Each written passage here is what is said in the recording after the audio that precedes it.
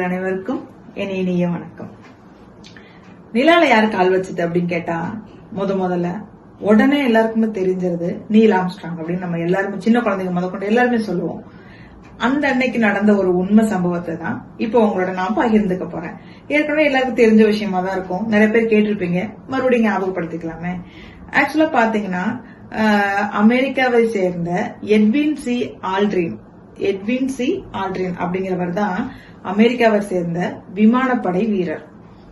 அவர் தான் அன்னைக்கு நிலாவுக்கு போன அன்னைக்கு அந்த விண்கலத்தோட பைலட்டா இருந்திருக்காரு.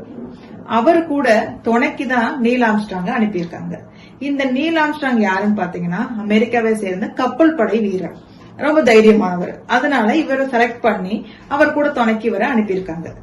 அந்த விண்ணடை பயணம் போறது, அது ஸ்பேஸ்ல நடக்கிறது, அது எல்லாமே பயிற்சி எடுத்து யாருன்னு பாத்தீங்கன்னா நம்ம இவர் தான் எடுத்திருக்காரு, எட்வின் சி ஆல்ட்ரின் அவர் தான் எடுத்திருக்காரு, தவிர நீல் ஆம்ஸ்ட்ராங் எடுத்துக்கல.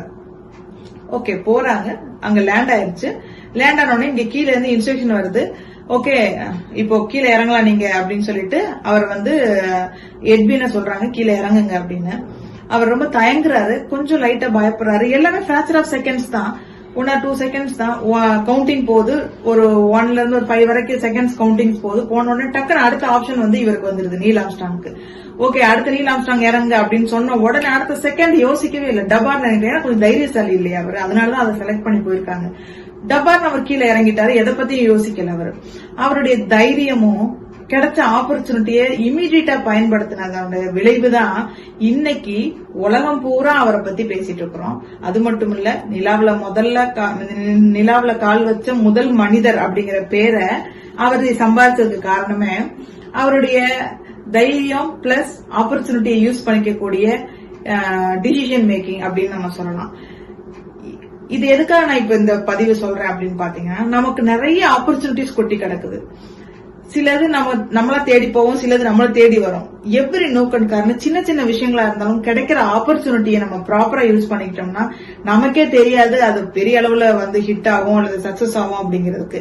அதுக்கு இந்த கதை ஒரு பெரிய உதாரணம், உண்மை சம்பவம் கூட. நீல் ஆம்ஸ்ட்ராங் இன்னைக்கு வரை எல்லாராலையும் பேசப்படுறோம். கூட போய் இதுக்குன்னு பயிற்சி எடுத்துட்டு போன அந்த விமானப்படையில வீரரா இருக்கிற அவர் இன்னைக்கு வரைக்கும் யாருக்குமே தெரியாம இருக்கிற எட்வின் சி ஆல்ட்ரின் மாதிரி நமக்கு கிடைக்கிற சான்சஸ் மிஸ் பண்ணிடக்கூடாது அப்படிங்கறதுக்கான பதிவு இது.